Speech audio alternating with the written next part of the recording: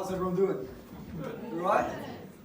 My name is Stan. I won't bore you too long with who I am. I'll just tell you how I fell into recruitment, like probably most of us, over a decade ago.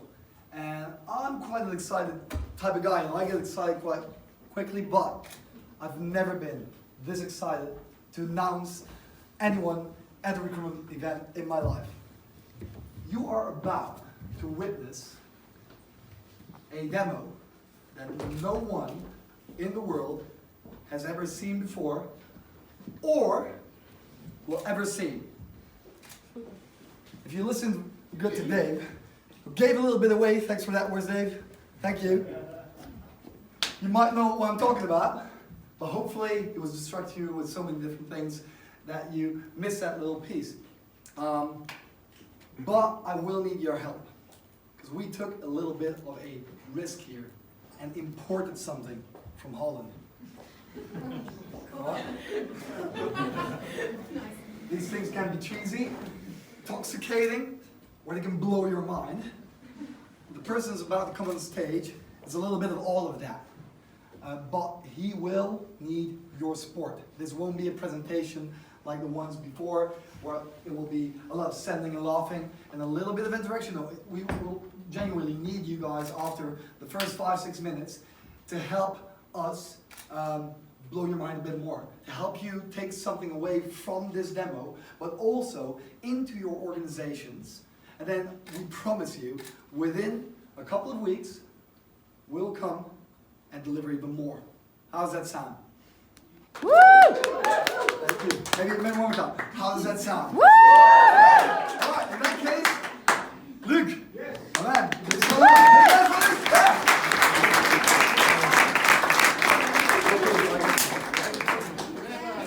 Clicker or something? Oh yeah, it's on the device. I saw some people in the audience just looking at Stan and, well, he doesn't look like a picture.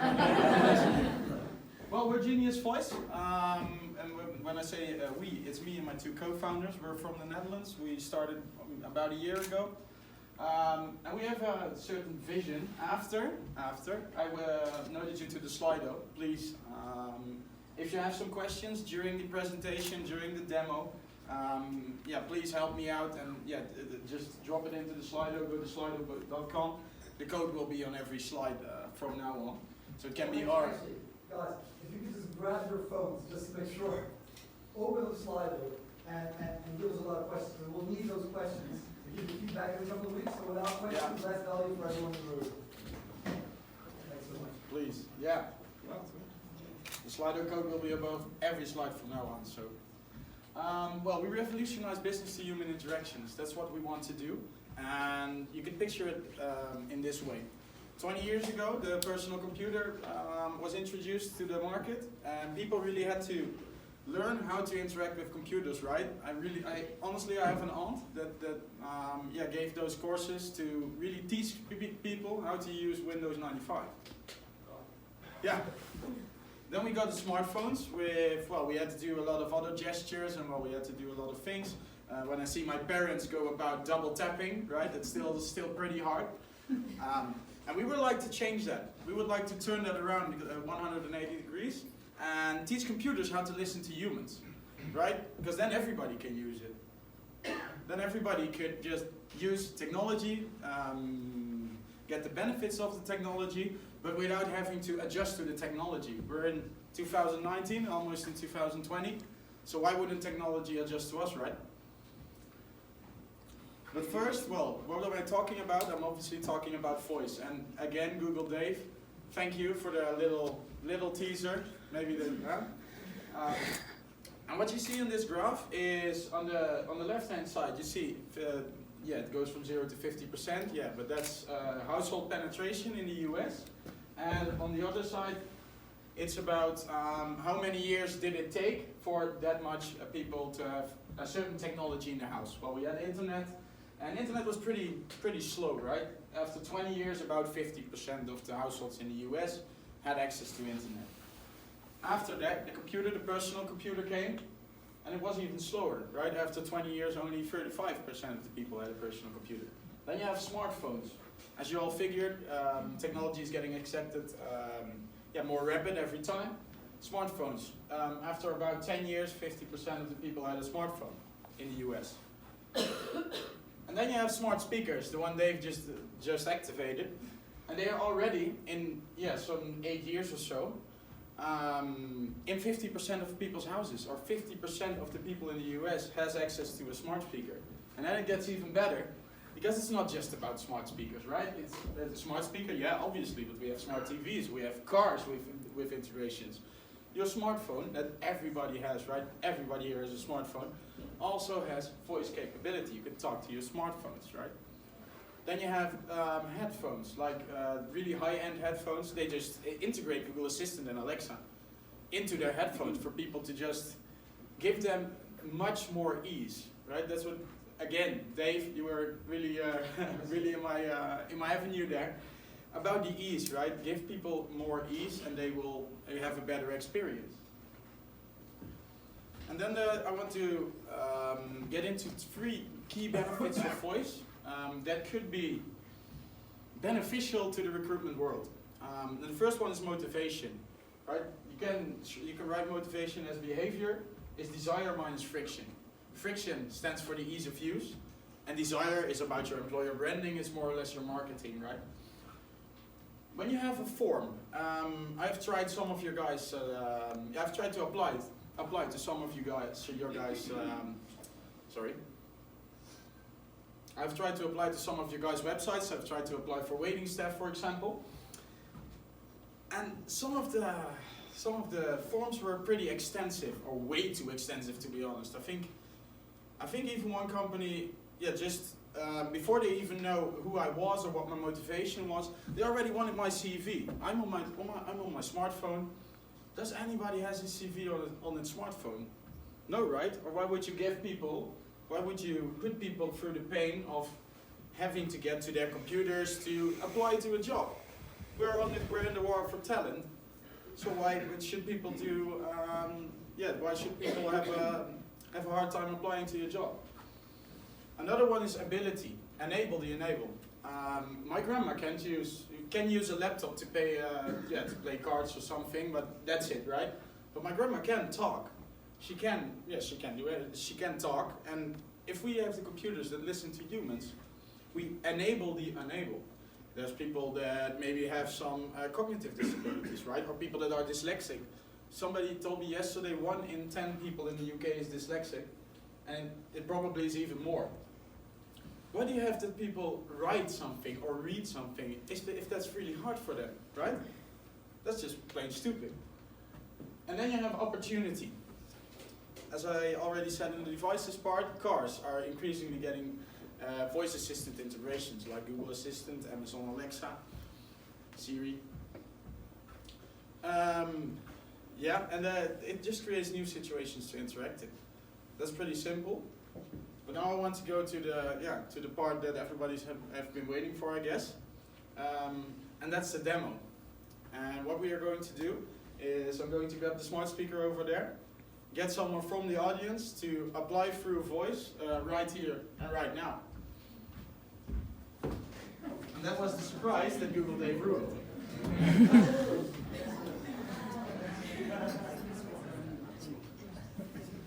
Right? So what we're going to do, I'll get someone from the audience, if they want to, and they are going to hear, they are listening to Spotify. It's a scenario in which you're listening to Spotify, and you're a student, you're not that rich, so you don't have the paid version, so there's an advertisement coming up, right? And from on that advertisement, I'm just going to leave it to the person that's going to do the demo. So let's start, but first I have to choose someone. And I would really like it to have Marcel, right? The guy that was the first speaker that was just constantly saying throughout his presentation, I'm looking for a job, I'm looking for a job. But unfortunately he left. He was sitting next to me and I just asked him, but he already left, so that's too bad.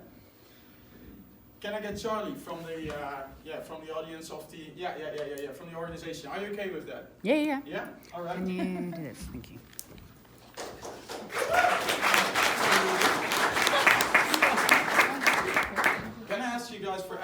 silence during the demo. Voice technology is still developing, and with a lot of sound on the background, it's a bit hard. It's on now? The microphone is back on. Right. Everybody can hear it at the back as well?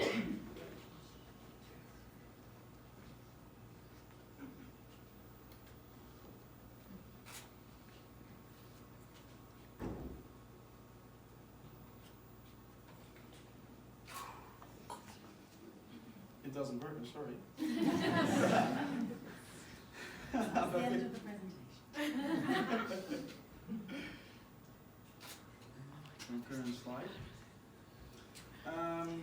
Yeah, that's too bad. I really don't have a thing right now on which we can do this. But let's just say we hired a voice actor to have a simple Spotify commercial of 11 seconds, with which they say, hey, do you want to work at Hotel California? Do you want to find out if you want to work at Hotel California, which is a fictional hotel chain? Please say this sentence, which I'm not going to say because otherwise the demo would start. And now we're just going to see what would happen in the future, or maybe in the really very near future. Maybe it will happen in a few months. What the future looks like, right? What could voice do for recruitment? I think I remember what Yeah. you're saying. It's right behind you. Yes! Yeah, no, you don't. No, it's ease of use, right? Hey Google, I want a job at Hotel California.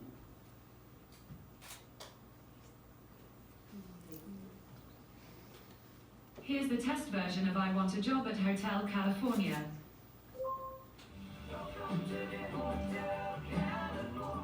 Hi, welcome to the Job Finder voice app of Hotel California. The most important thing about our hotel's culture is that we not only care about our guests, but also about our employees. We actually have open job opportunities in multiple locations. Are you at home right now? Yes. Yes.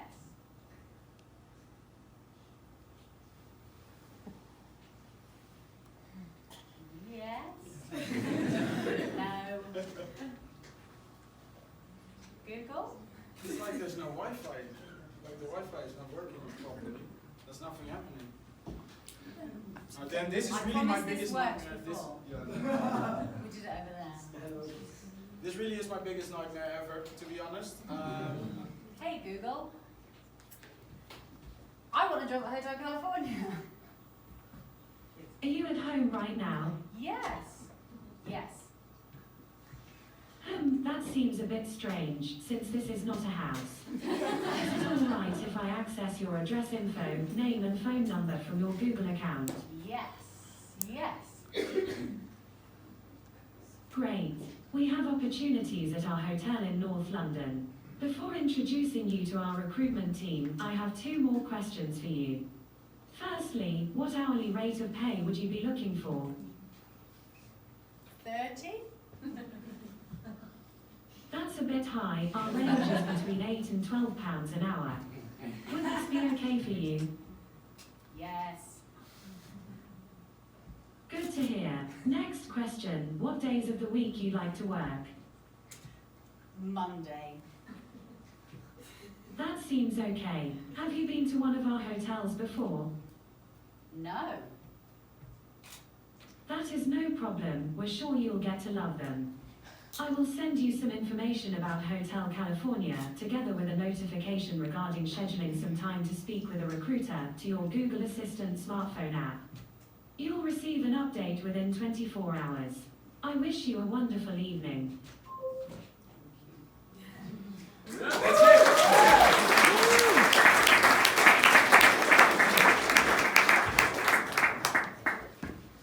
Well, this is the future of voice, and I'm really, really looking forward to what you guys think of it, talk to you later. But also, we have the Slido. So Stan, do we already have some questions on the Slido, or do I? Let's see right now. It's coming back. Or maybe there are people that just want to raise their hand. So we got here. Look at slide. There we are. We have exactly 0 questions. Nice. All right, so let's open it up to the floor then for the last couple of minutes. How much time do we have? Oh, great. Yeah, we got a couple of minutes. So let's open it up to the floor. Yeah, over there. And I'll just tell you that you've got 5 minutes. Oh, yeah, fine. Ask the question, mate. So, Way to go, Ollie. So what questions are you? Yeah. Sorry, I did just send one. So what would happen if someone said, I just want a waiting job or I want a chef's job? Instead of? A specific company.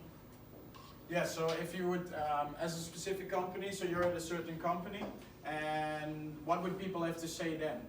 Now, I'm saying, what if someone said, hey Google, I want a job as a waiter, what would happen? Then you have a branding problem, I guess, because, no, I have to do it differently. That is voice search. That is really like going on the internet and typing into Google, I want to be as a waiter, and there will be a few options, right? So there's this company or this job board or this. And what's happening here is really you as a company really make an app, a sort of website, if I stay in the same analogy.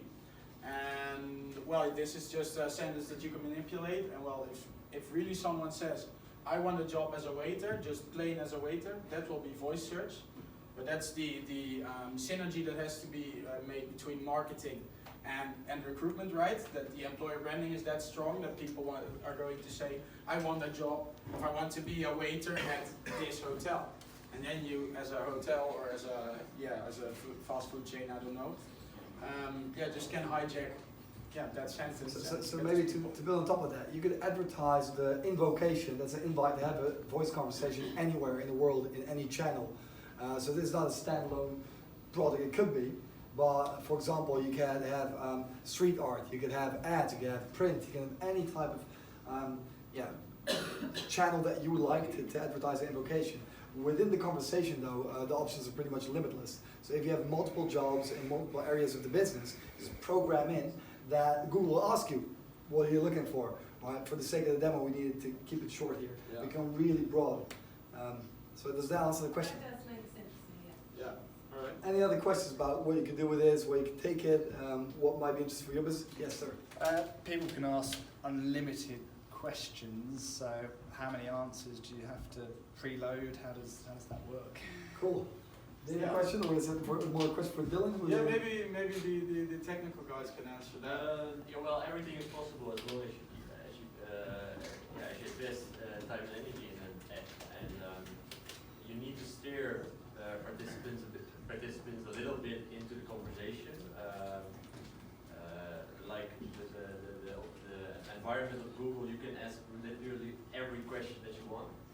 The apps are a little bit smaller, but it's your choice. If you put enough training phrases inside of it, you can steer the conversation anywhere that you want. And I would like to add to that we're at the beginning of the technology, and right now you're correctly saying, well, how much questions do you have to program in, right? But at some point, or that point is already reached in certain areas, the computer really can think for itself, right? I wanted to refrain from using the term AI, artificial intelligence, but that's what it is. At some point, it will handle questions better and better.